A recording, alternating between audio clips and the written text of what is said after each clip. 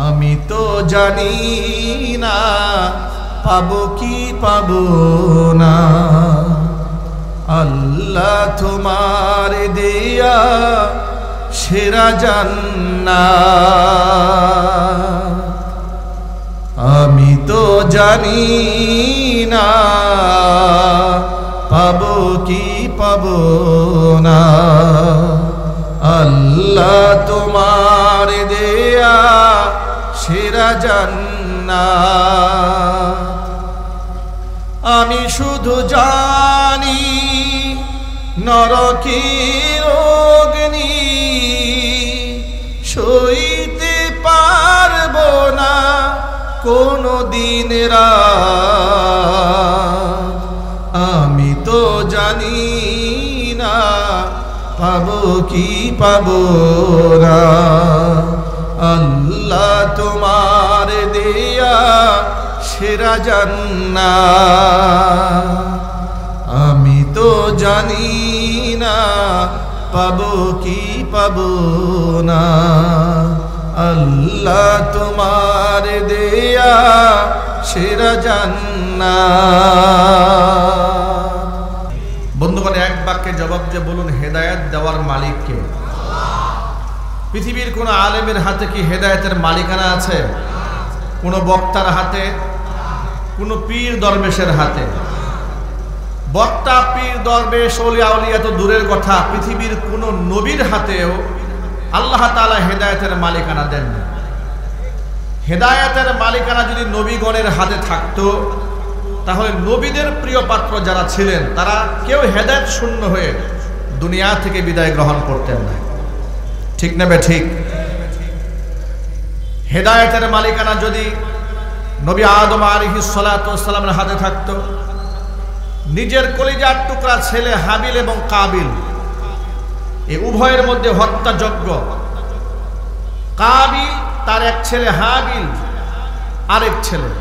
কাবিল হাবিলকে হত্যা করার মতো এই পৃথিবীতে মানুষ হত্যা করার যে প্রথম জঘন্য অপরাধ, এই কাজটা সংগঠিত হতো না যদি হেদায়েতের মালিকানা নবীর হাতে থাকতো। হেদায়েতের মালিকানা যদি আদমে সানি, যাকে বলা হয় নবী নূহ আলাইহিস সালাতু ওয়াস সালাম, ৯৫০ বছর পর্যন্ত হায়াত পেয়েছিলেন। এত বড় নবী, তিনিও হেদায়েতের মালিক ছিলেন না। যদি মালিক থাকতেন, নিজের ছেলে ও রোজার সন্তান কেনান প্লাবনের সময় কিস্তিতে সকলেই আশ্রয় গ্রহণ করেছে, ছেলে আশ্রয় গ্রহণ করেন। ইতিহাস পুরাতন, আপনারা জানেন, বাবা বলেছে, ইয়া বুনাইয়া রকাম মা'ানা ওয়ালা তাকুম মা'আল কাফিরিন, ছেলে নৌকায় আমাদের সাথে ওঠো, তুমি কাফেরদের সাথে থেকো না। বখাটে ছেলে, নাফরমান ছেলে বাবাকে জবাবে বলেছে, ক্বালা সাআবি ইলা জাবালি ইয়াসিমুনি মিনাল মা, ক্বালা লা আশিমাল ইয়াওমা মিন আমরিল্লাহি ইল্লা মান রাহিম ওয়া হালা বাইনাহুমাল মাওজু ফাকানা মিনাল মুগরাকিন। ছেলে বলছে, আব্বাজান, আমি আপনার কথা মানতে পারলাম না, আমি আমার বন্ধুদের সাথে থাকব। আপনি বলেছেন প্লাবন এসে, জলোচ্ছ্বাস এসে আমাদেরকে ধ্বংস করে দেবে, ডুবাই দেবে। সাআউই ইলা জাবালিন, আমি পাহাড়ের চূড়ায় গিয়ে আশ্রয় গ্রহণ করব। পাহাড়ের চূড়া পর্যন্ত কোনোদিন পানি পৌঁছতে পারবে না, আমি ধ্বংস হব না।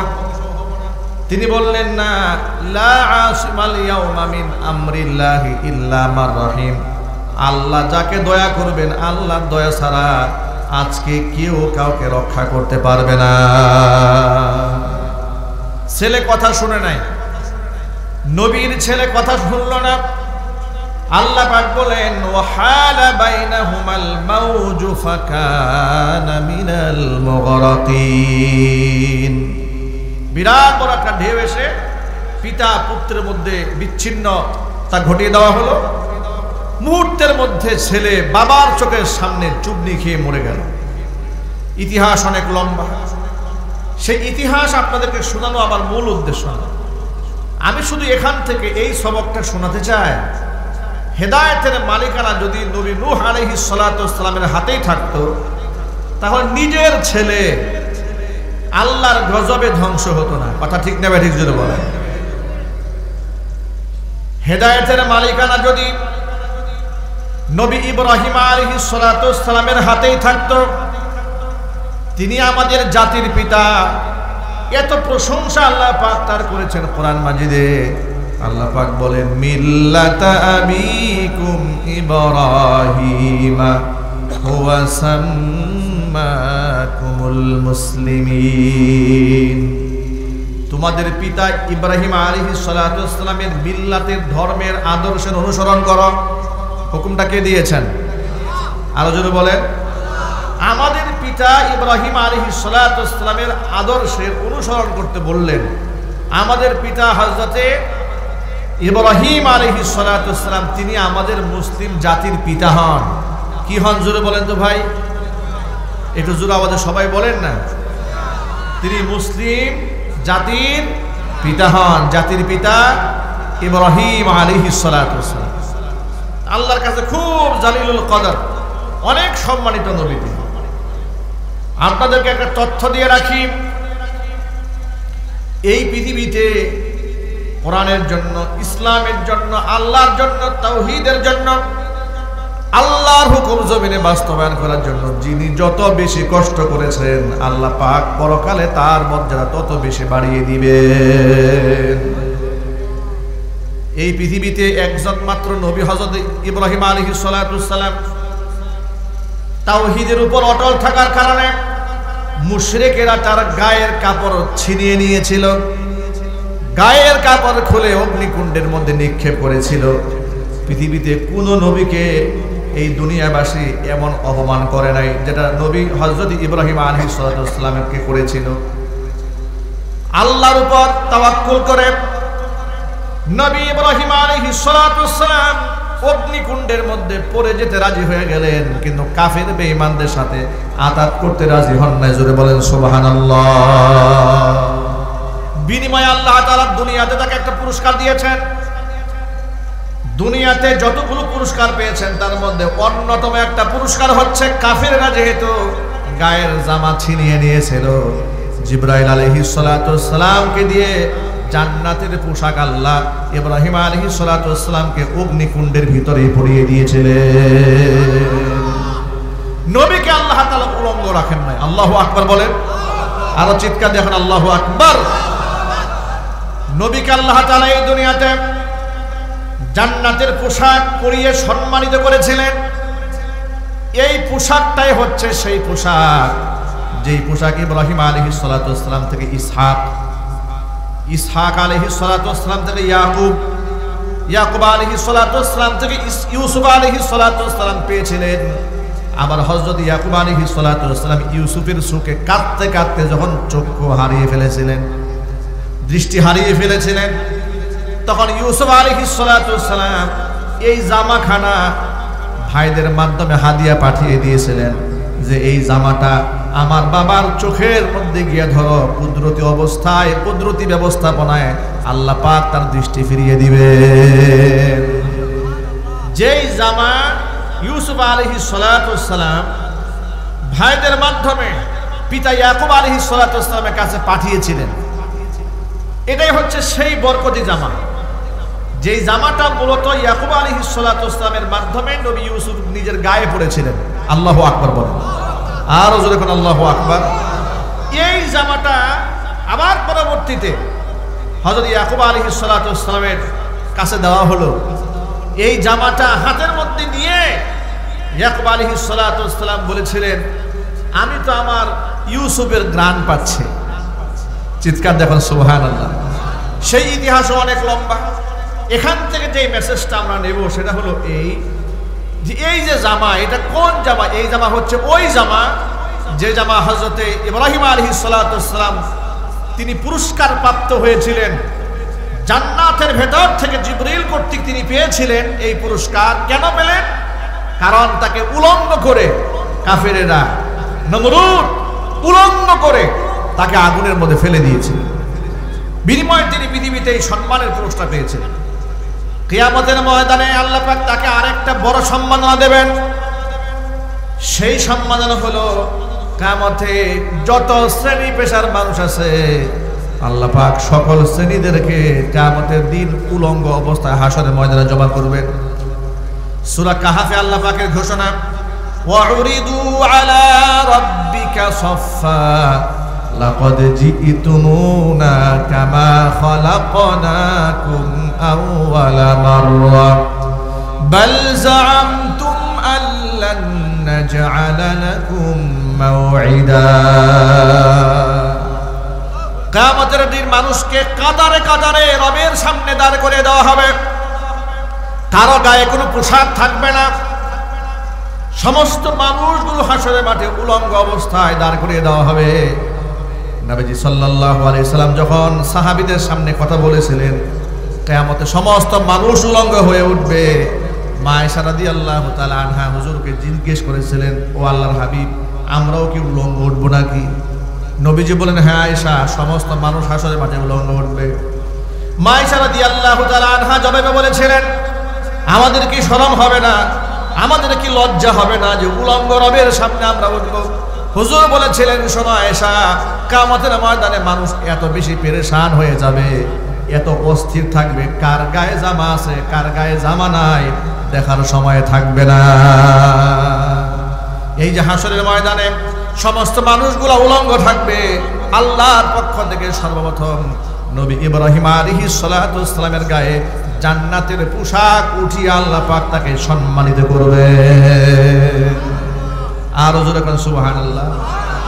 এটা হচ্ছে দুনিয়াতে তার ওই স্যাক্রিফাইস, দুনিয়াতে তার সেই ত্যাগ, দুনিয়াতে তার সেই কুরবানি, যে আল্লাহর তাওহীদ পৃথিবীতে প্রতিষ্ঠিত করতে গিয়ে তাকে জামা হারাতে হয়েছিল। দুনিয়াতে তো আল্লাহ বেহেশতি পোশাক পরিয়ে সম্মাননা দিয়েছেন, হাসরের মাঠেও আল্লাহ পাক তাকে এই সম্মানে ভূষিত করবেন। আল্লাহু আকবার। ভাইরা আমার, সেই ইব্রাহিম আলাইহিস সালাতু ওয়াস সালাম এত সম্মানিত নবী আল্লাহর কাছে, হিদায়াতের মালিক যদি তিনি নিজে থাকতেন, নিজের পিতা আযর, নিজের জন্মদাতা পিতা আযর মুশরিক অবস্থায় দুনিয়া থেকে মারা গেছেন। মুশরিক অবস্থায় মারা গেলেন। বাবা, আত্মীয় স্বজন এবং পিতা সহ সকল শ্রেণী পেশার মানুষদেরকে বোঝালেন মূর্তির কোনো ক্ষমতা নাই, দেবদেবীর কোনো ক্ষমতা নাই, সকল ক্ষমতার একমাত্র মালিককে। আরো মহব্বতে বলেন। কিন্তু তারা কথাটা গ্রহণ করলো না।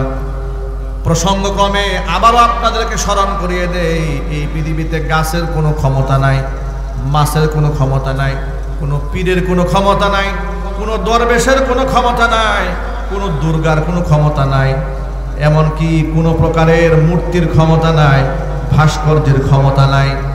অনেক জায়গায় দেখবেন লোকেরা বিভিন্ন মাজারে গিয়া গাছের নামে মান্যত করে গাছের মধ্যে সুতা ঝুলাইয়া দেয়, আছে না নাই? পীরের পায়ে সেজদা দেয়, পীরের কাছে সন্তান চায়। জোরে জোরে কর নাউজুবিল্লাহ। কসম আল্লাহর, দুর্গার যেমন কোনো ক্ষমতা নাই, দরগারও কোনো ক্ষমতা নাই। কিন্তু এই দুনিয়ার অসংখ্য মুসলমান মনে করে যে কবরে যিনি শুয়ে আছেন তিনি তো অনেক কিছু দেওয়ার মালিক, যার জন্য প্রকাশ্যে অনেকে বলেন, বাবা তোমার নামে ভাসাইলাম তরি। জোরে কর নাউজুবিল্লাহ। ঈমান থাকবে? এবার আপনারা বলেন তো, সকল ক্ষমতার মালিককে? আমাদের দেশে রাজনৈতিক অঙ্গনে একটা কুফরি বাক্য চালু আছে। জনগণকে খুশি করার জন্য অনেক নেতা স্টেজে উঠে বলে সকল ক্ষমতার উৎস জনগণ। এটা অনেকেই বলে না? এটা একটা কুফরি কথা। কি কথা? এটা কুফরি কথা, একটা শিরকি কথা। সকল ক্ষমতার একমাত্র মালিক কে? এটাই আমাদের বিশ্বাস। জনগণ কোনো ক্ষমতার মালিক না, জনগণ ক্ষমতার মালিক না, ক্ষমতার মালিক আল্লাহ তাআলা। নবী ইব্রাহিম আলাইহিস সালাতু ওয়াস সালাম এত সম্মানিত নবী, হাসরের মাঠেও তার ব্যাপক সম্মান হবে। অসংখ্য মানুষকে তিনি সুপারিশ করে জান্নাতে নিয়ে যাবেন। আপনাদেরকে একটা মৌলিক তথ্য জানাই রাখি, কথাটা মনে রাখবেন, ভুলে যাবেন না। কিয়ামতের ময়দানে মৌলিকভাবে 3 শ্রেণীর মানুষ আল্লাহর দরবারে সুপারিশ করবে। কয় শ্রেণী? হাদিস শরীফে এসেছে, একটা হাদিসে এসেছে ইয়াশফাউ ইয়াউমাল কিয়ামাতি সালাসাতুন, তিন শ্রেণীর মানুষ রবের কাছে বান্দাদের জন্য সুপারিশ করবে। এক নাম্বার শ্রেণী হচ্ছে আল আম্বিয়া, নবীগণ আল্লাহর দরবারে মানুষের জন্য সুপারিশ করবেন। দুই নাম্বার হচ্ছে সুম্মাল উলামা, নবীগণের পরে আল্লাহ তাআলা আলেমদের মর্যাদা এত বাড়িয়ে দিবেন হাসরের ময়দানে, আলেমদেরকে সুপারিশ করে অসংখ্য গুনাহগার বান্দাদেরকে জান্নাতে নিয়ে যাওয়ার জন্য সুযোগ তৈরি করে দিবে। এই যে আজকে বেদগাড়ি মাদ্রাসাতে কত ছেলেরা মাথায় পাগড়ি পেয়েছে, এর এক সময় জগৎ বিখ্যাত হাফেজ কোরআন, আলেমী দ্বীন হবে, দাঈ ইলাল্লাহ হবে। বলেন ইনশাআল্লাহ, বলেন না ইনশাআল্লাহ। যিনি জায়গা দিয়েছেন, এই প্রতিষ্ঠাতা যিনি আছেন বাম পাশে বসে আছেন, এবং আপনারা যারা সহযোগী আছেন, কিয়ামতের ময়দানে এই ছেলেগুলোর জন্য আল্লাহর জান্নাতের ফয়সালা যখন হবে, এরা একা একা জান্নাতে যাবে না। খুব একটা মজার কথা বলি, এই যে আমার সামনে আপনারা যারা বসে আছেন, এখানে অনেক আবেদ বান্দা আছে। আবেদ, আবেদ মানে কি? ইবাদতকারী। আবেদ মানে ইবাদতকারী, মানে যেই ব্যক্তি নামাজ পড়ে না, নাকি? এই অপারেটর ভাই, এই যে স্টেজ মনিটর আওয়াজ দিন, স্টেজ মনিটর আওয়াজ দিন। ভিতরে ভিতরে আওয়াজ কি ক্লিয়ার হয়? ভিতরে আওয়াজ ক্লিয়ার আছে? আমার এখানে ক্লিয়ার নাই, একটু ক্লিয়ার করেন, ক্লিয়ার করেন। মনে রাখেন, আবেদ, আবেদ এর বাংলা অর্থ হচ্ছে ইবাদতকারী। বাংলা অর্থ কি? ইবাদতকারী। আবেদ যে ব্যক্তি ফাসেক নয়, যে ব্যক্তি কবিরা গুনাহ করে না, আল্লাহর বন্দিগিতে আল্লাহর দাসত্বে যে ব্যক্তি নিজেকে নিয়োজিত করেছে, তাকে আবেদ বলা হয়। কি বলা হয়? আবেদ বলা হয়। কিয়ামতের ময়দানে এই আবেদ তো জান্নাতে যাবে না জাহান্নামে যাবে? জান্নাতে যাবে। আবেদকে বলা হবে ইউকালু লিল আবিদি উদখুলুল জান্নাহ, ও আবেদ তুমি জান্নাতে যাও। ওয়া ইউকালু লিল আলিমি কিফ ওয়াশফা লিন নাস, সাধারণ আবেদ যারা আল্লাহর বন্দি করেছে, 5 ওয়াক্ত নামাজ পড়েছে, ফরজ ঘাটতি দেয় নাই, ওয়াজিব ছাড়ে নাই, হারাম খায় নাই, সুদ গ্রহণ করে নাই, ঘুষ দেয় নাই, হারামের সাথে সংশ্লিষ্ট জীবন যাপন করে নাই, এমন ব্যক্তিকে আবেদ বলা হয়। কিয়ামতের দিন রবের পক্ষ থেকে ঘোষণা করা হবে উদখুলুল জান্নাহ, জান্নাতে ঢোকো। ওয়া ইউকালু লিল আলিমি, কিন্তু আলেমকে প্রথমেই বলা হবে না জান্নাতে চলে যাও, বরং আলেমকে থামিয়ে দেওয়া হবে। কিফ, আলেম তুমি দাঁড়াও। আবেদরা একা একা ইবাদত করেছে, একা একা জান্নাতে যাবে, কিন্তু তোমাকে আলেম বানিয়ে এত বেশি মর্যাদা দেওয়া হয়েছে, তুমি একা একা জান্নাতে যেতে পারবে না, একটু দাঁড়াও তুমি। অসংখ্য লোক বিপদগ্রস্ত হয়ে আছে, ওয়াশফা লিন নাস, মানুষের জন্য তুমি আজকে সুপারিশ করো, অবশ্যই তোমার সুপারিশ মঞ্জুর করা হবে। সুবহানাল্লাহ বলতে পারেন না? ওয়াশফা লিন নাস, আলেমকে ডেকে বলা হবে কিফ, দাঁড়াও তুমি এখানে। ওয়াশফা লিন নাস, মানুষের জন্য সুপারিশ করো, মানুষ চরম বিপদে আছে। আল্লাহর পক্ষ থেকে সুপারিশের পারমিশন পাওয়ার পরে আলেমই এত বেশি মানুষের জন্য সুপারিশ করবেন। হাদিস শরীফের মধ্যে এসেছে, আলেমদের সুপারিশকৃত মানুষের সংখ্যা ওয়ালাউ কানা আদাদুহুম আদাদান নুজুম, আসমানের নক্ষত্র সমতুল্য যদি হয়ে যায়, আলেমদের সুপারিশ মঞ্জুর করে অগণিত মানুষকে আল্লাহ পাক ক্ষমা করে জান্নাতের ফয়সালা করে দিবে। সেই আলেমদের সাথে সুসম্পর্ক বজায় রেখে চলতে হবে, কারণ এই দুনিয়াতে যার সাথে যার মোহাব্বত, পরকালে তার সাথেই তার কিয়ামত। ঠিক কিনা বলেন? দুনিয়াতে আপনি যার সাথে উঠা বসা করবেন, পরকালে আপনি তার সাথেই থাকবেন। এই জন্য আমরা সবসময় বলি, কোরআনে কারিমের আয়াতের রেফারেন্স দিয়ে বলি যে আল্লাহ তাআলা সূরা তাওবায় দ্ব্যর্থহীন ভাষায় একটা ঘোষণা করেছেন। আল্লাহ পাক বলেন, ইয়া আইয়ুহাল্লাযীনা আমানুত্তাকুল্লাহ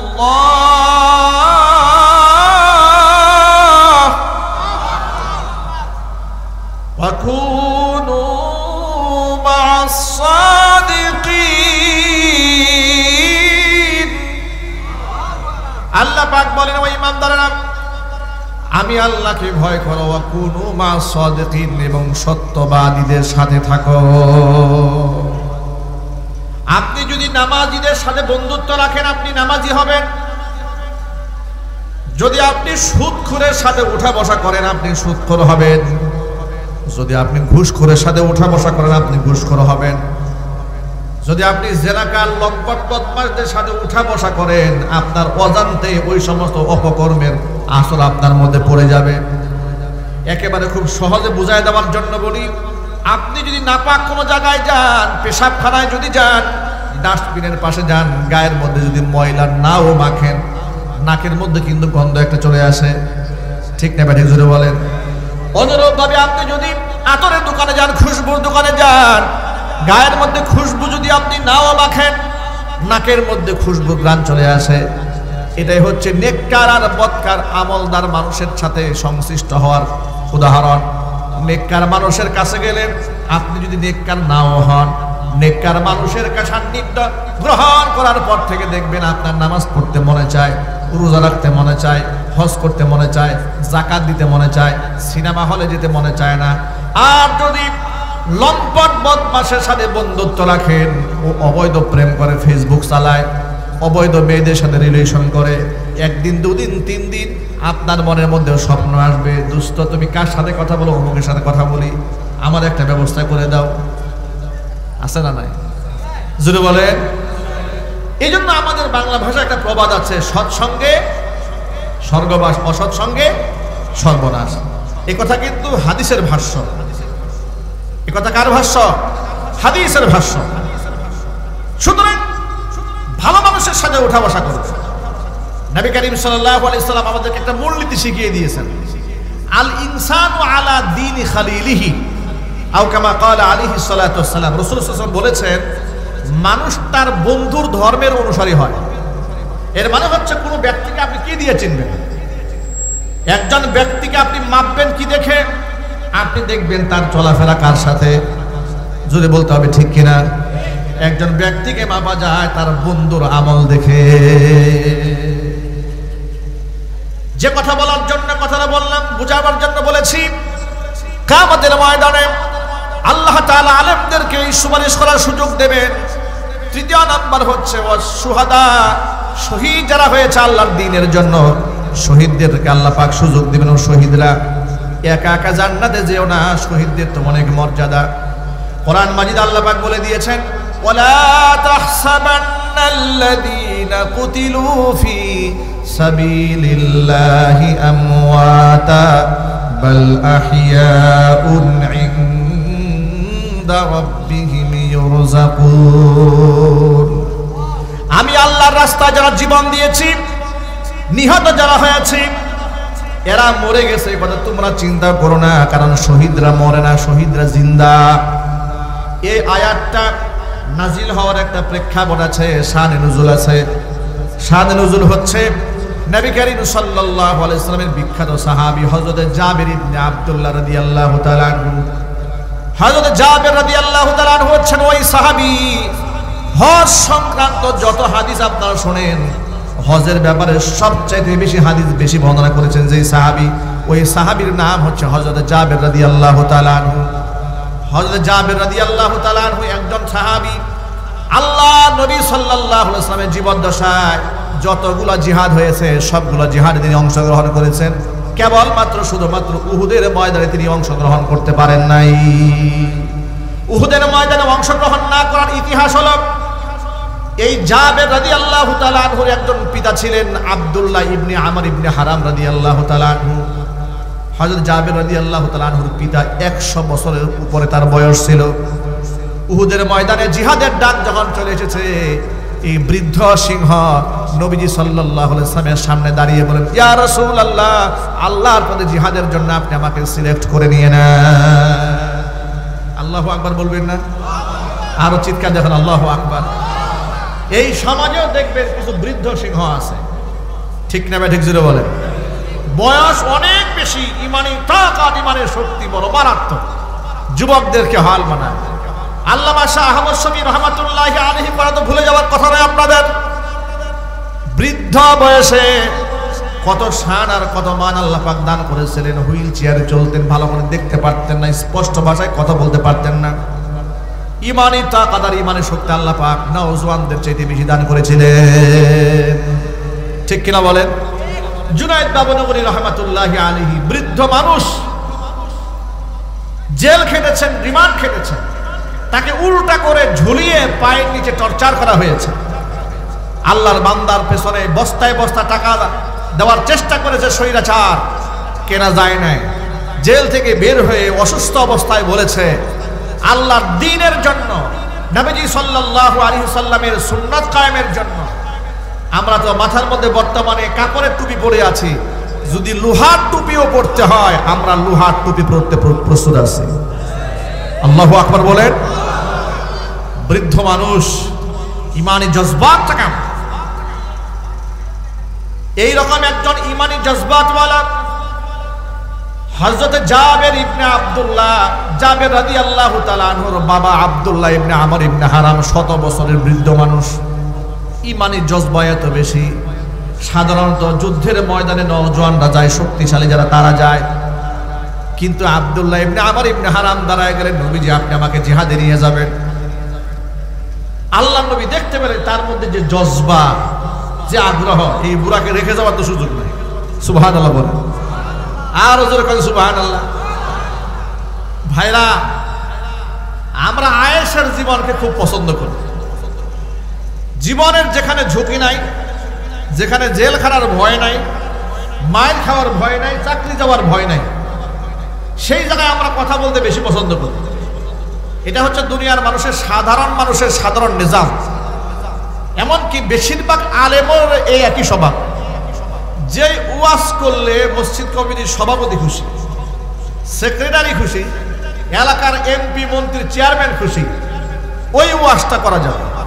কিন্তু যে ওয়াজ করলে এমপি নারাজ হবে, মন্ত্রী কষ্ট পাবে, পুলিশ প্রশাসন নারাজ হতে পারে, হিন্দুত্ববাদী শক্তি নারাজ হয়ে যেতে পারে, আগামীতে ওয়াজ মাহফিলে দাওয়াত নাও পাইতে পারে, ওই ওয়াজ হুজুর করতে চায় না।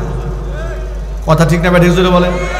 সুকৌশলে পাশ কাটায় যায়, সুকৌশলে পাশ কাটিয়ে যায়। রিস্কে কেউ যেতে চায় না, ঝুঁকি কেউ নিতে চায় না। কিন্তু সাহাবায়ে কেরাম এত বেশি ঝুঁকি নিতে পছন্দ করতেন, জিহাদের ময়দানে গেলে মুহূর্তের মধ্যে জীবন চলে যেতে পারে, তারপরেও তারা প্রতিযোগিতামূলকভাবে জিহাদে যাওয়ার জন্য রাসূলের কাছে পারমিশন চাইতেন। তো বুড়া মানুষ এমন ভাবে রাসূলের কাছে পারমিশন চেয়েছে, আল্লাহ নবী সাল্লাল্লাহু আলাইহি ওয়াসাল্লাম তাকে পারমিশন না দিয়ে পারেন নাই। এখন বাড়িতে এই বৃদ্ধ মানুষের কন্যা সন্তান আছে 9 জন। কয়জন? 9টা কন্যা সন্তান, আর একটা মাত্র ছেলে জাবের। এখন বাবা চলে যাবে জিহাদে, এই যে কন্যা সন্তানগুলো আছে এর দায়িত্ব দেখভাল করার লোক লাগবে না? কথা বলে না কেন? এদের দেখাশোনা করার জন্য পুরুষের দরকার আছে না নাই? জাবেরকে তার বাবা আব্দুল্লাহ ইবনে আমর ইবনে হারাম বলল, বাবা আমি বুড়া মানুষ, আমার জীবনে আর কি সুযোগ আসে না আসে, তুমি তোমার এই 9 বোনের দায়িত্ব গ্রহণ করো, আমি চলে গেলাম জিহাদে। যদি আল্লাহ রাব্বুল আলামিন আমাকে শাহাদাতের মর্যাদা দান করেন তো দুনিয়া থেকে চলে গেলাম, বিদায় হয়ে গেলাম। এই 9 বোনের আমানত আমি তোমার কাছে দিয়ে গেলাম, তারা তোমার কাছে বেড়ে উঠবে, এদের দেখভাল করা, এদের বিবাহ শাদী দেওয়া, এদের খোঁজ খবর নেওয়া সব তোমার উপর আমি আমার আমানত দিয়ে দিলাম। এই জন্য এই 9 বোনের দায়িত্ব গ্রহণ করতে গিয়ে জাবের ইবনে আব্দুল্লাহ রাদিয়াল্লাহু তাআলা আনহু উহুদে যেতে পারেন নাই। এই জন্য ওই যুদ্ধে তার পিতা আব্দুল্লাহ গিয়েছিলেন। যাওয়ার পরে সেখানে রক্তক্ষয়ী সংঘর্ষ হলো, ইতিহাস আপনারা সকলেই জানেন। ভয়াবহ এক পরিস্থিতি তৈরি হলো সেখানে। প্রথমে ইসলামপন্থী যারা কোরআনের পক্ষে লড়াই করেছে, ইসলামের জন্য, দ্বীনের জন্য, সাহাবায়ে কেরামের টিম, তারা মোটামুটি বিজয় লাভ করে ফেলেছে। পাহাড়ের উপরে থাকা কিছু সাহাবী যাদেরকে নবী করিম সাল্লাল্লাহু আলাইহি সাল্লাম রিজার্ভ ফোর্স রেখে দিয়েছিলেন, যা আমরা যুদ্ধের ময়দানে জয় হই কিংবা পরাজয় হই তোমরা নামবে না। কিন্তু যখন এখানে কাফেররা পালায়ে গেছে, মুসলমানদের বিজয় হয়ে গেছে, তারা উপর থেকে মনে মনে ভাবলেন যে মুসলমানদের বিজয় হয়ে গেছে, এখানে থেকে লাভটা কি, সবাই গনিমতের মাল ভাগাভাগি করতেছে, তো আমরাও চলে যাই। নবী করিম সাল্লাল্লাহু আলাইহি সাল্লামের একটা সিদ্ধান্ত অমান্য করার কারণে তারা যখন পাহাড়ের উপর থেকে নেমে আসলেন, আবার তারা মালামাল নিয়ে ভাগাভাগি করতে শুরু করলেন। এই ফাঁকে ওই সাইডটা ছিল উন্মুক্ত, শত্রু বাহিনী পিছন দিক থেকে হামলা করে সাহাবায়ে কেরামকে ছত্রভঙ্গ করে দিলেন। অসংখ্য সাহাবায়ে কেরাম শাহাদাত বরণ করলেন। প্রায় 70 জন সাহাবী সেদিন শহীদ হয়ে গিয়েছিলেন। নবী করিম সাল্লাল্লাহু আলাইহি সাল্লাম মারাত্মকভাবে জখম হয়ে গিয়েছিলেন। এমন জখম হয়েছিলেন, গোটা জিহাদের ময়দানে সংবাদ ছড়িয়ে দেওয়া হয়েছিল কুতিলা মুহাম্মদ, মুহাম্মদ সাল্লাল্লাহু আলাইহি ওয়াসাল্লামকে হত্যা করা হয়েছে, নবীজি সাল্লাল্লাহু আলাইহি ওয়াসাল্লামকে হত্যা করা হয়েছে। এই সংবাদটা সাহাবীরা যখনই শুনেছেন তাদের মনোবলটা একদম ভেঙে গিয়েছিল। পরাজিত হওয়ার এটা একটা বড় কারণ। মনে রাখবেন, সবসময় মানুষের মনোবলটা হচ্ছে সবচাইতে বড় শক্তিশালী বিষয়, ঠিক কিনা বলেন? মনের শক্তি এটা আসল শক্তি। আপনার দেহে কতটুকু শক্তি আছে এটা নিয়ে আপনি চলতে পারবেন না। মনে যদি বল থাকে, এই বল দিয়ে আপনি অনেক কিছুই করতে পারবেন, ঠিক কিনা বলেন? মনের শক্তি এটা অনেক বড় ব্যাপার। এই জন্য দেখবেন পৃথিবীর সমস্ত কাফেরেরা মুসলমানদেরকে মানসিকভাবে আগে দুর্বল করে, তাদেরকে ভুল বুঝায়, ভুল মেসেজ দেয়, আমাদের কাছে এই আছে, সেই আছে, অমুক আছে, তমুক আছে, যাতে করে আগেই মুসলমানদেরকে দুর্বল বানিয়ে দেওয়া যায়। মনোবল হারাবার কোনো কারণ নেই। মুসলমানেরা জিহাদের ময়দানে সাহাবায়ে কেরাম মনোবল হারিয়ে ফেললেন। যখন শুনতে পেলেন মুহাম্মদ সাল্লাল্লাহু আলাইহি ওয়াসাল্লাম ইন্তেকাল করেছেন, তারা মনে মনে ভাবলেন যে নবীজির উপর ঈমান এনে দ্বীনের জন্য লড়াই করলাম, তিনি যেহেতু দুনিয়াতে নাই, কার জন্য লড়াই করব? নিদারুণ পরাজয় তাদেরকে বরণ করতে হয়েছে। এই জিহাদে হযরত আব্দুল্লাহ ইবনে আমর ইবনে হারাম তিনি শহীদ হয়ে গিয়েছিলেন, জাবের রাদিয়াল্লাহু তাআলার পিতা। শহীদ হয়ে যাওয়ার পরে রক্তাক্ত অবস্থায়, আহত অবস্থায় আল্লাহর নবী উহুদ থেকে যখন ফিরে এলেন, জাবের রাদিয়াল্লাহু তাআলা আনহুর মন বড় খারাপ, মনটা ভার হয়ে আছে, কারণ হযরত জাবেরের পিতা শহীদ হয়ে গেছেন। নবী করিম সাল্লাল্লাহু আলাইহি ওয়াসাল্লাম জাবেরের মনোভাব বুঝতে পারলেন। জাবেরকে ডেকে বললেন, ও জাবের, তুমি কি জানো তোমার পিতা আব্দুল্লাহর সাথে আল্লাহ পাকের কি কথোপকথন হয়েছে, তোমার কি জানা আছে? জাবের রাদিয়াল্লাহু তাআলা আনহু বলছেন, আমি কি করে জানবো? আল্লাহু ওয়া রাসূলুহু আলাম, বিষয়টা আল্লাহ এবং তার রাসূলই ভালো জানেন।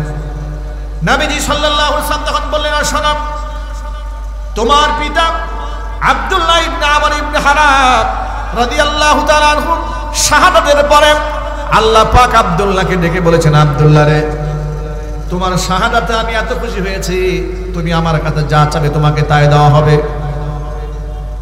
জাবের রাদিয়াল্লাহু তাআলা আনহুর পিতা আব্দুল্লাহ আল্লাহ পাকের পক্ষ থেকে এই প্রস্তাবনা পাওয়ার পরে সুযোগটা পাওয়ার সাথে সাথে একটু কাজে লাগায় ফেললেন। আল্লাহকে ডেকে বললেন, রব্বুল আলামিন, চাওয়ার যেহেতু সুযোগ করে দিছ, তেমন কিচ্ছু চায় না, অনুগ্রহ করে দুনিয়াতে আরেকটা বার পাঠায়া দাও। শহীদের যে এত সম্মান আর এত মর্যাদা বুঝতেও পারি নাই। নবীজি সাল্লাল্লাহু আলাইহি ওয়াসাল্লাম বলেছেন, শহীদরা যখন দুনিয়া থেকে চলে যায়, এদের মৃত্যু যন্ত্রণা তো হয় না, চিমটি কাটলে যতটুকু মানুষ ব্যথা পায়, এদের কলিজা বের হয়ে যাওয়ার সময় এতটুকু তারা যন্ত্রণা সহ্য করে না। আল্লাহু আকবার বলেন। আল্লাহকে ডেকে বলে, আল্লাহ, যে সম্মান তুমি আমাদেরকে দিয়েছো, আল্লাহ তুমি আমাকে আরেকটা বার দুনিয়াতে পাঠায়। আল্লাহ পাক তখন বললেন, ও আব্দুল্লাহ রে, আমি আল্লাহ পাকের চূড়ান্ত ফয়সালা হলো, দুনিয়া থেকে যারা স্বাভাবিক মৃত্যুর মাধ্যমে কিংবা ইন্তেকালের মাধ্যমে যে করে হোক না কেন, শাহাদাতের মাধ্যমে যদি হয়, একবার দুনিয়া থেকে যেই ব্যক্তি বিদায় নেবে তাকে আর ফিরিয়ে দেওয়া হবে না দুনিয়াতে। তুমি আমার কাছে অন্য কিছু চাও। তখন আব্দুল্লাহ ইবনে আমর ইবনে হারাম রাদিয়াল্লাহু তাআলা আনহু আল্লাহকে ডেকে বলেন, রব্বুল আলামিন, যদি তাই হয়, ফিরিয়ে যদি দুনিয়াতে নাই দাও, অন্তত পক্ষে দুনিয়াবাসীকে তুমি জানায়া দাও, শহীদ হওয়ার কারণে তুমি আমাদেরকে কত সম্মান দান করেছো।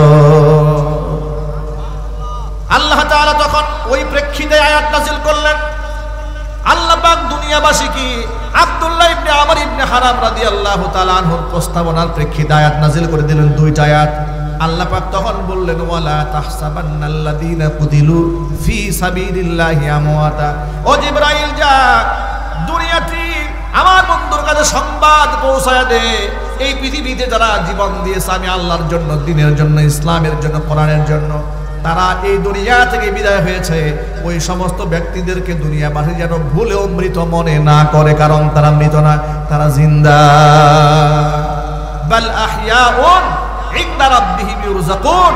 তাদের রব আমি আল্লাহর কাছ থেকে, আল্লাহর কাছে তাদেরকে রিজিক সরবরাহ করা হয়। জোরে জোরে বল সুবহানাল্লাহ। শুধু কি তাই, ফারিহিনা বিমা আতাহুমুল্লাহু মিন ফাদলি, আমি আল্লাহ তাআলা ওদেরকে যে নিয়ামত দান করেছি সেটা নিয়ে তারা বড্ড খুশি। ওয়ায়াস্তাবশিরুনা বিল্লাযীনা লাম ইয়ালহাকু বিহিম মিন খালফিহিম আল্লা খাউফুন আলাইহিম ওয়ালা হুম ইয়াহজানুন।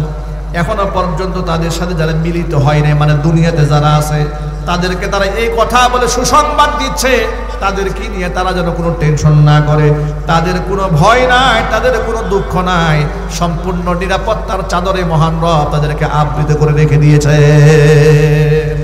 ভাইরা আমার, কিয়ামতের দিন এই সমস্ত শহীদরা আল্লাহর দরবারে দাঁড়িয়ে যাবেন।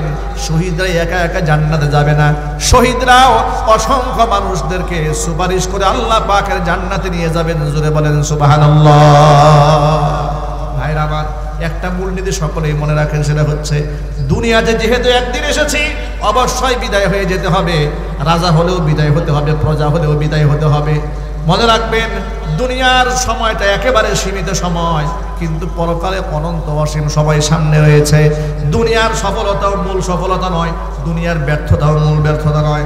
দুনিয়াতে আপনি রাজা হলেন, বাদশাহ হলেন, এমপি আর মন্ত্রী হলেন, প্রাইম মিনিস্টার হলেন, বিরাট বড় ক্ষমতাধর হয়ে গেলেন, জুকারবার্গের মতো সম্পদশালী হয়ে গেলেন, ইলন মাস্কের মতো সম্পদশালী হয়ে গেলেন, এটাও সফলতা নয়। কোরআন বলে দিয়েছে মূল সফলতা কোনটা শোনেন, কুল্লু নাফসিন যায়িকাতুল মাউত ওয়া ইন্নামা তুওয়াফাউনা উজুরাকুম ইয়াওমাল কিয়ামা ফামান যুহজিহা আনিন নারি ওয়া উদখিলাল জান্নাতা ফাকাদ ফাজ ওয়া মাল হায়াতুদ দুনিয়া ইল্লা মাতাউল গুরুর।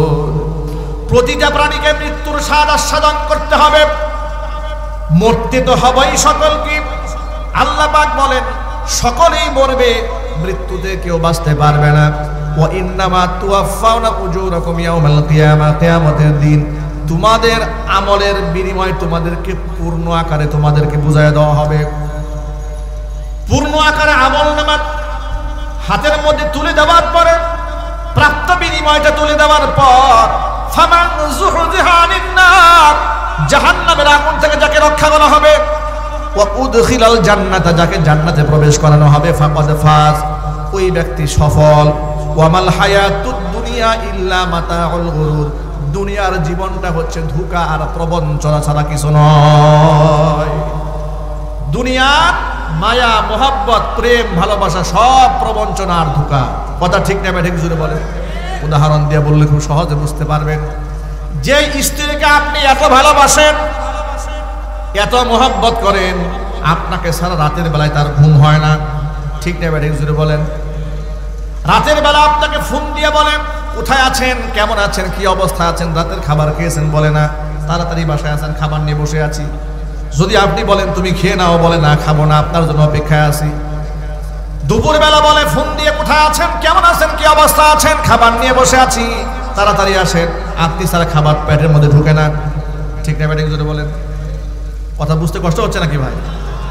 এটা বাস্তবতা কিনা? কত মোহাব্বত স্বামী স্ত্রীর, সুবহানাল্লাহ। খান স্বামী এবং স্ত্রীর এই মোহাব্বতটা আল্লাহ প্রদত্ত বড় নিয়ামত। জাআলা লাকুম মিন আনফুসিকুম আজওয়াজা লিতাসকুনু ইলাইহা, আল্লাহ বলেছেন তোমাদের মধ্য থেকে তোমাদের জোড়া, তোমাদের স্ত্রীদেরকে আমি সৃষ্টি করেছি, লিতাসকুনু ইলাইহা, যাতে করে বউর কাছে গেলে তোমরা প্রশান্তি লাভ করো। জোরে বলেন সুবহানাল্লাহ। বউর কাছে গেলে প্রশান্তি লাভ করতে হয়, সুকুন আসে মনে, সুকুন, শান্তি আসে। অথচ বর্তমান সমাজের অধিকাংশ ঘরের মধ্যে দেখবেন স্বামী স্ত্রীর মধ্যে এমন সম্পর্ক হয়েছে, একেবারে সাপে আর বেজির সম্পর্ক। কথা বলে না কেন? অনেক ঘরের মধ্যে জাহান্নামের আগুন জ্বলতেছে, বউ স্বামীর কথা সহ্য করতে পারে না, স্বামী বউর কথা সহ্য করতে পারে না। স্বামী ঘরের মধ্যে কথা একটা বললে বউ একদম বসে না, তুমি আমার সাথে বেশি বুঝো। কথা বলে ঠিক কিনা বলে? কিসের আলেম, কিসের হুজুর, কিসের ডাক্তার, কিসের ইঞ্জিনিয়ার, কিসের শিক্ষক? ঘরের মধ্যে শিক্ষক হাজবেন্ড ঢুকেছে, বউ বলে এত কথা বলো না, আমি তোমার ছাত্রী না, বহুত কথা বলছো, এবার তুমি চুপ করে বসো। ঠিক কিনা বলেন? এবার হুজুর গেছে বউর কাছে, বউ বলছো বহুত ওয়াজ করছেন বাইরে, আমার আর ওয়াজ শোনায়েন না, আমি আপনার সাথে ওয়াজ কম বুঝি না। কথা ঠিক কিনা বলেন? সুকুন নাই, শান্তি নাই। কারণটা কি?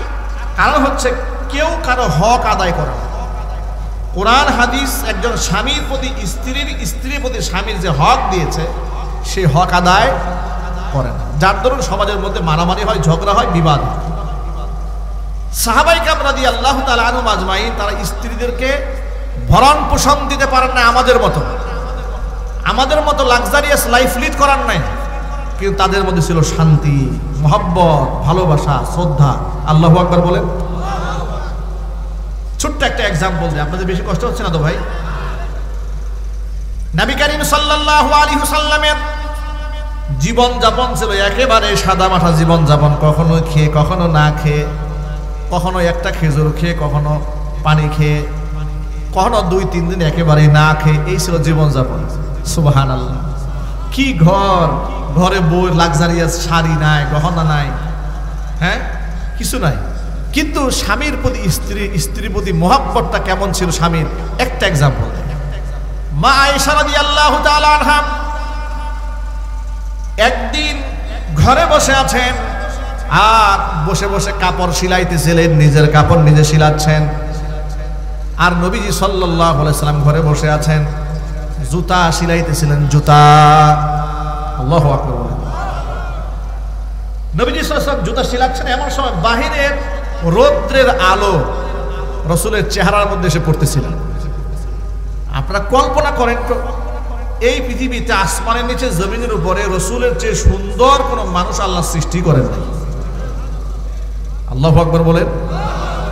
মা আয়েশা রাদিয়াল্লাহু তাআলা আনহা জন্য বলেছেন, দুনিয়ার সূর্য আসিফ, দুনিয়ার সূর্য সকালবেলা উদিত হয়, আমার ঘরেও একটা সূর্য আছে, আমার ঘরের সূর্য এশারের পরে আমার ঘরে উদিত হয়।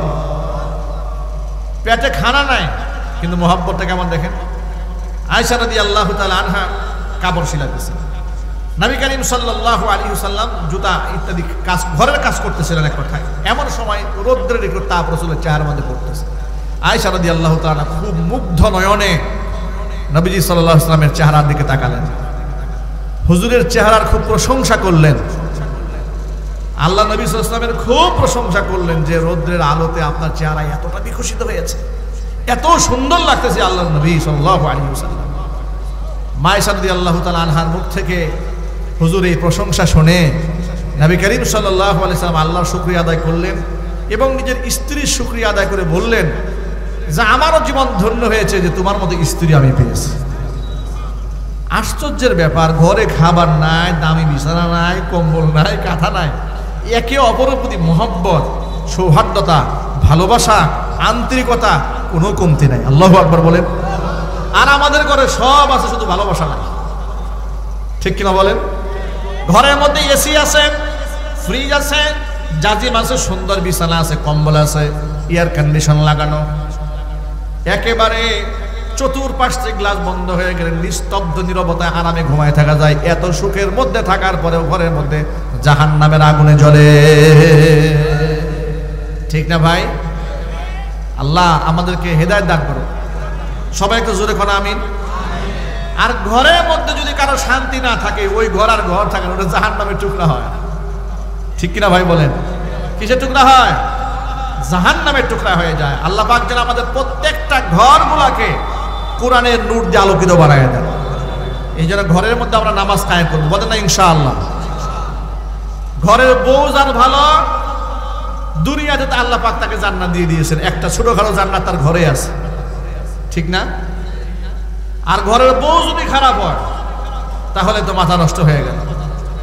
আলেমের ঘরের বউ যদি খারাপ হয় অবস্থা কি হবে? এই কয়েকদিন ধরে social media, television, online portal খোলা যায় না কেন? কোন বক্তার বউ আর বক্তার সাথে ব্যাপক দ্বন্দ্ব, ঠিক না?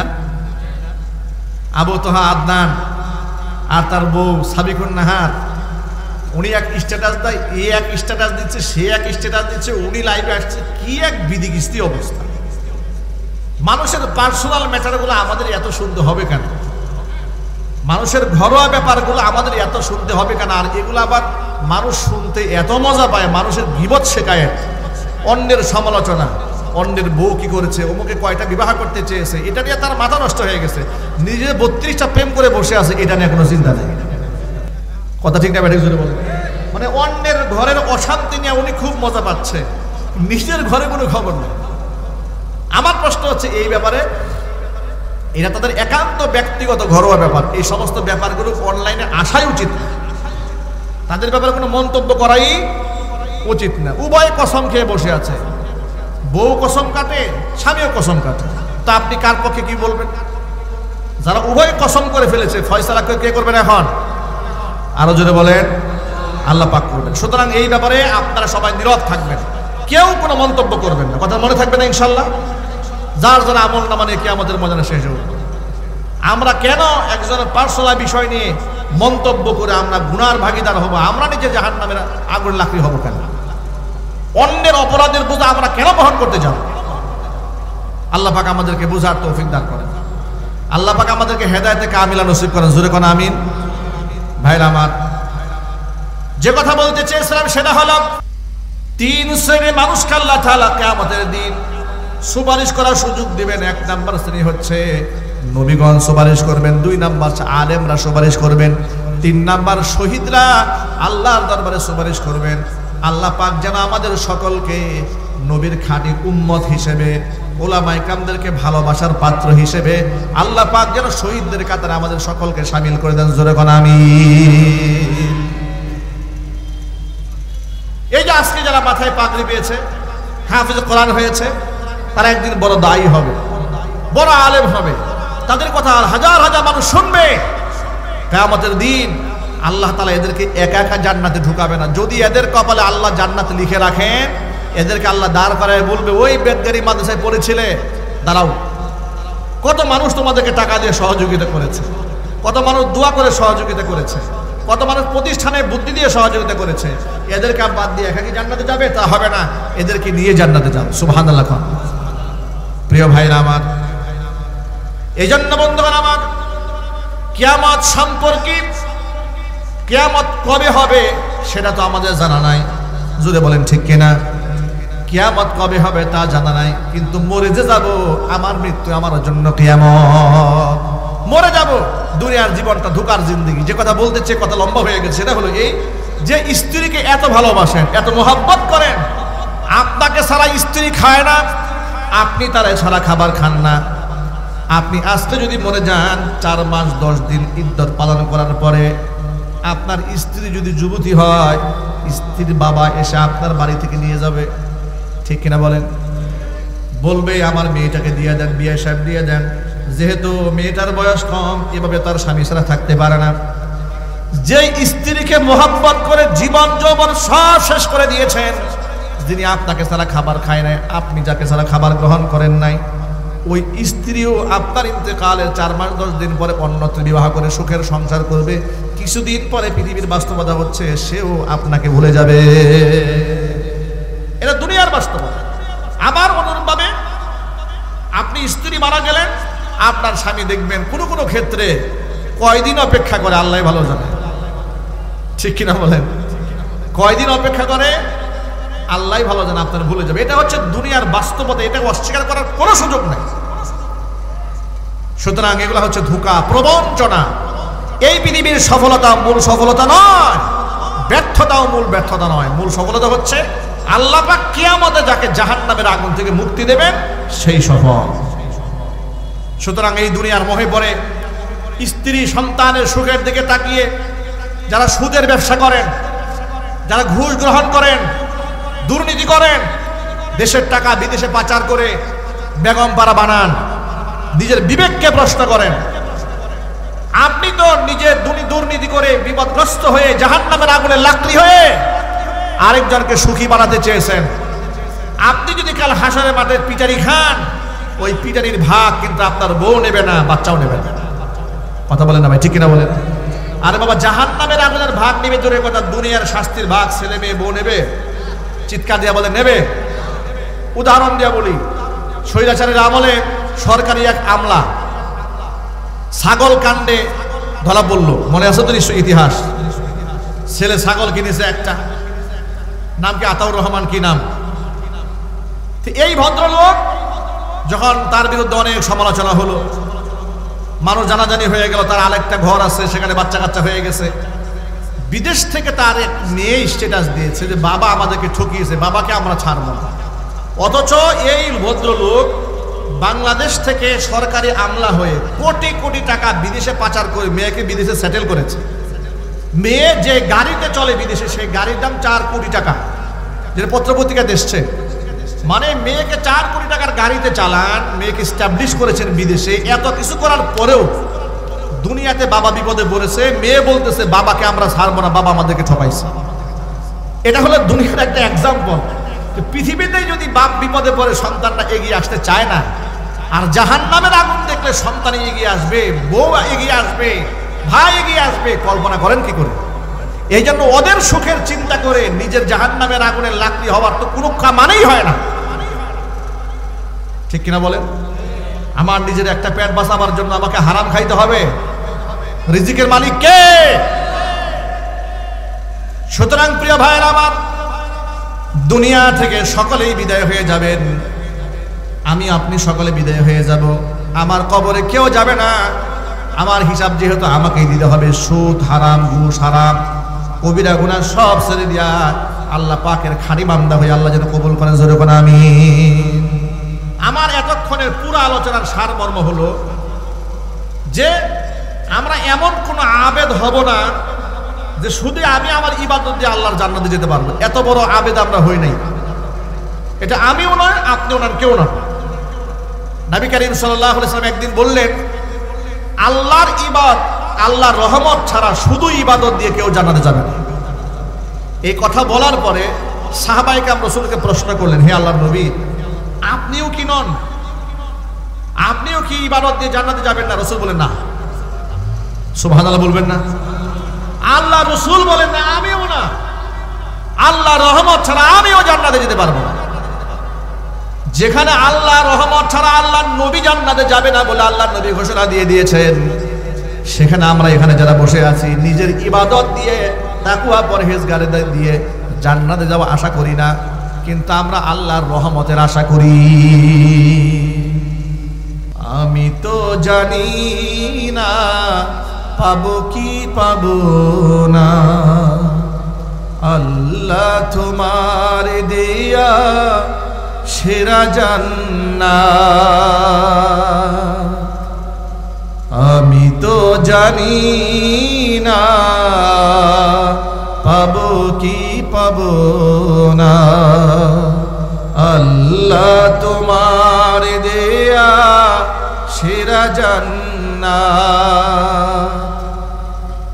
আমি শুধু জানি নরকের অগ্নি সইতে পারবো না কোনো দিন রাত। আমি তো জানি না পাবো কি পাবো না, আল্লাহ তোমার দেয়া সেরা জান্নাত। আমি তো জানি না পাবো কি পাবো না, আল্লাহ তোমার দেয়া সেরা জান্নাত। আল্লাহ পাক যেন সেরা জান্নাতটা আমাদের দান করে, জোরে কোন আমিন। তাহলে যেহেতু আমরা আমাদের দাসত্ব দিয়ে আল্লাহ পাকের ইবাদত করে আর সেই ইবাদতের বিনিময়ে জান্নাত পাবো না, কিন্তু একটা মূলনীতি আমরা মনে রাখবো, নবীজি সাল্লাল্লাহু আলাইহি ওয়াসাল্লামের সাহাবী আনাস ইবনে মালিক বলেন, খরাজনা মা'আন নবী সাল্লাল্লাহু আলাইহি ওয়াসাল্লাম, নবীজির সাথে নামাজ পড়ে বের হলাম। এমন সময় এক ব্যক্তি এসে নবীজিকে প্রশ্ন করে বলছেন, ও আল্লাহর নবী, মাতা তাকুমুস সাআহ, কিয়ামত কবে কায়েম হবে? ফাসাকাদা, রাসূল চুপ হয়ে গেলেন। কিয়ামত কবে কায়েম হবে জিজ্ঞেস করলে নবী চুপ হয়ে গেলেন। ব্যক্তি পরক্ষণে আবার জিজ্ঞেস করলেন, নবী আপনি বললেন না কিয়ামত কবে কায়েম হবে? নবীজি চুপ থাকলেন। তৃতীয়বার আবার জিজ্ঞেস করলেন, কিয়ামত কবে কায়েম হবে? এবার নবীজি প্রশ্নের জবাব তাকে দিয়ে বলছেন, ফামাদাতালাও সাহাবীরে, তুমি যে বারবার কিয়ামতের কথা জানতে চাও, কিয়ামতের জন্য তোমার প্রস্তুতি কি? সাহাবী তখন বললেন, আল্লাহর হাবিব, কিয়ামতের জন্য অনেক নামাজ, অনেক রোজা, হজ, যাকাত জমা করতে পারি নাই, তবে মন থেকে আল্লাহ এবং তার রাসূলকে বড্ড ভালোবাসি। হুজুর তখন বললেন, আল মারউ মা'a মান আহাব্বা, এই পৃথিবীতে যে যাকে ভালোবাসবে কিয়ামতে সে তার সাথেই থাকবে। ওয়া আনতা মা'আল্লাযী আহবাবতা, তুমি যাকে ভালোবেসেছো কিয়ামতের ময়দানে তুমি তার সাথেই থাকবে। ভাইরা আমার, আনাস ইবনে মালিক বলেন, নবী যখন বললেন এই পৃথিবীতে যাকে ভালোবাসবো তার সাথে আমরা থাকবো, এই কথা সাহাবীরা শোনার পরে এত বেশি খুশি হয়ে গিয়েছিলেন, আমি আমার জীবদ্দশায় নবীর সাহাবীদেরকে এত খুশি কোনোদিন হতে দেখি নাই। ভাইরা আমার, সুতরাং এটা হচ্ছে বড় পুঁজি, আমি আল্লাহ এবং রাসূলকে ভালোবাসবো। বলেন ইনশাআল্লাহ, বলেন না ইনশাআল্লাহ? এখন এই ভালোবাসার প্রমাণটা কি? আমি যে ভালোবাসি আল্লাহকে, ভালোবাসি আল্লাহ রাসূলকে, এর বড় প্রমাণ হলো আল্লাহর নবী বলেন, মান আহাব্বা সুন্নতি ফাকাদ আহাব্বানি, যেই ব্যক্তি আমার সুন্নতকে ভালোবাসে সেই ব্যক্তি আমাকে ভালোবাসে। ওয়া মান আহাব্বানি কানা মাই ফিল জান্নাহ, যেই ব্যক্তি আমাকে ভালোবাসবে সেই ব্যক্তি আমার সাথে আমার জান্নাতে থাকবে। জোরে বলেন সুবহানাল্লাহ। আমরা আমাদের জীবনে রাসূলের সুন্নতের বাহিরে চলবো না। বলেন ইনশাআল্লাহ, জোরে বলেন ইনশাআল্লাহ। সুন্নতটা অবশ্যই আদায় করবো, সাথে ফরজ বাদ দিয়ে, নাকি কথা বলেন? ফরজ বাদ দিয়ে আজকের পর থেকে আমরা এক ওয়াক্ত নামাজও কাজা করবো না। বলেন ইনশাআল্লাহ। একটা মিথ্যা কথা বলবো না, বলুন ইনশাআল্লাহ। চুরি করবো না, ডাকাতি করবো না, জেনা বদমাশি করবো না, মানুষের গিবত করবো না, শিকায়াত করবো না, পরনিন্দা করবো না, আমরা হালাল রুজি রোজগার ভক্ষণ করবো। বলেন ইনশাআল্লাহ। ছোট্ট একটা তথ্য দিয়ে বয়ান শেষ করবো, দোয়া করে দেবো ইনশাআল্লাহ। মনে রাখবেন, হাদিস শরীফে এসেছে, হালাল রুজি রোজগার করতে গিয়ে সংসার চালাইতে কষ্ট হচ্ছে, এরপরেও বান্দা হারামে হাত দেয় না। এরকম লোক কিছু আছে না সমাজে? খুব কষ্ট করে চলে, এদিক সেদিক করতে পারলে নানাবিধ টাকা টোকা কামাইতে পারে, কিন্তু করে না। আল্লাহ নবী বলেন, হারামে হাত দেয় না, হালালে সীমাবদ্ধ থাকতে গিয়ে রুজি রোজগার করতে কষ্ট হয়, সংসার চালাইতে কষ্ট হয়, এরপরও হারামে হাত দেয় না। হুজুর বলেন, আল্লাহ রাস্তার মুজাহিদ জিহাদ করে যে সওয়াব পায়, বান্দার আমল নামার মধ্যে আল্লাহ পাক মুজাহিদের সওয়াব লিখে দিবে। এই জন্য ভাইরা, 5 ওয়াক্ত নামাজ আদায়ের সাথে সাথে ইনশাআল্লাহ আমরা সুদ বন্ধ করে দেব। বলেন ইনশাআল্লাহ। ঘুষ বন্ধ করে দেব। আমরা জমি বন্ধক রেখে হারাম ইনকাম করব না। এগুলো এলাকায় আছে না, জমি বন্ধকে রেখে সেটা আবার ভক্ষণ করে। মনে রাখবেন, ইজারা চুক্তি করা জায়েজ আছে, কিন্তু বন্ধক রেখে সেই বন্ধকি জমি চাষ করে খাবেন তার কোনো সুযোগ নাই। এই ক্ষেত্রে মুফতিয়ানে কেরামদের ফতোয়া ডিরেকশন মেনে জীবনযাপন করবেন। আল্লাহ তাআলা যেন আমাদের সকলকে বুঝার তৌফিক দান করেন। আল্লাহ পাক এতক্ষণ পর্যন্ত আপনাদের সামনে যে কথাগুলো বলেছি, সবার আগে আমাকে, আমার ভাইদেরকে, মা বোনদেরকে সকলকে আমল করার তৌফিক দান করেন। জোরে কোন আল্লাহুম্মা আমিন। দুরূদ শরীফ পড়েন, আল্লাহুম্মা সাল্লি আলা মুহাম্মাদ ওয়া আলা আলি মুহাম্মাদ কামা সাল্লাইতা আলা ইব্রাহিম ওয়া আলা আলি ইব্রাহিম ইন্নাকা হামিদুম মাজিদ। আল্লাহুম্মা বারিক আলা মুহাম্মাদ ওয়া আলা আলি মুহাম্মাদ কামা বারাকতা আলা ইব্রাহিম ওয়া আলা আলি ইব্রাহিম ইন্নাকা হামিদুম মাজিদ।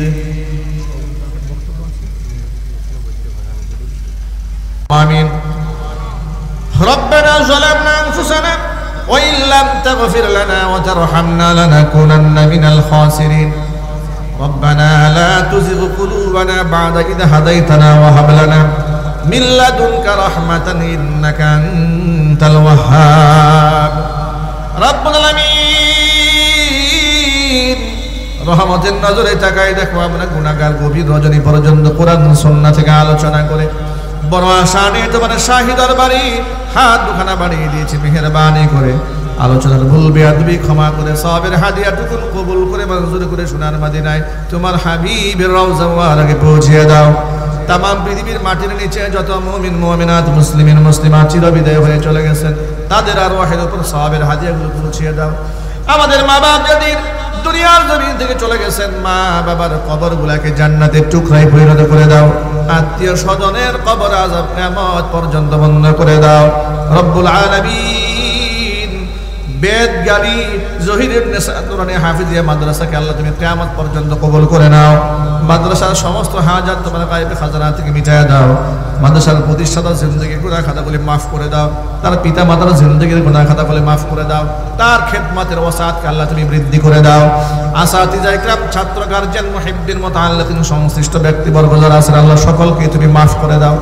যে সমস্ত ছেলেরা মাথার মধ্যে পাগড়ি নিয়েছে আল্লাহ জগৎ বিখ্যাত আলিম হিসেবে কবুল করে নাও, দাঈ ইলাল্লাহ হিসেবে কবুল করে নাও, দ্বীনের একনিষ্ঠ খাদিম হিসেবে আল্লাহ কবুল করে নাও। বিশ্ব পরিমণ্ডলে কোরআনের খেদমত প্রচার করতে পারে সেই তৌফিক দান করে দাও। অত্র এলাকার সমস্ত মুর্দিগানের কবর আযাবকে আল্লাহ তুমি মাফ করে দাও। রব্বুল আলামিন বৃদ্ধ মানুষগুলো হাত তুলে ধরেছেন, মাবুদ গো মুরব্বী বাবাদের ওসিলায় দুআকে মঞ্জুর করে নাও। যুবকেরা হাত তুলে ধরেছেন, যুবক ভাইদেরকে খালিদ বিন ওয়ালিদ রাদিয়াল্লাহু তাআলা আনহু মতো ঈমানদার বানায়া দাও। ছোট্ট ছোট্ট মাসুম বাচ্চারা হাত তুলে ধরেছে আল্লাহ কোরআনের জন্য, ইসলামের জন্য কবুল করে নাও। পর্দার অন্তরাল থেকে মা বোনেরা বয়ান শুনেছেন, মা বোনদের মাফ করে দাও। নিঃসন্তানী মাকে সন্তান দান করো। স্বামী স্ত্রীর মধ্যে মোহাব্বত না থাকলে মোহাব্বত পয়দা করে দাও।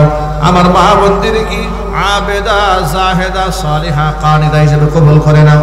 কিয়ামতের দিন মুসিবতের সময় মানুষ যেদিন পানি পানি বলে চিৎকার করতে থাকবে, আল্লাহ মেহেরবানি করে তোমার হাবিবের হাতে হাউজে কাউসারের ফয়সালা করে দাও। রব্বির হামহুমা কামা রব্বায়ানি সগীরা, রব্বির হামহুমা কামা রব্বায়ানি সগীরা। তাকাব্বাল মিন্না ইন্নাকা আনতাস সামিউল আলিম ওয়া তুব আলাইনা ইন্নাকা আনতাত তাওয়াবুর রহিম। সুবহানা রাব্বিকা রাব্বিল ইজ্জাতি আম্মা ইয়াসিফুন ওয়া সালামুন আলাল মুরসালিন والحمد لله رب العالمين واجعل آخر كلمتنا عند الموت لا إله إلا الله محمد رسول الله.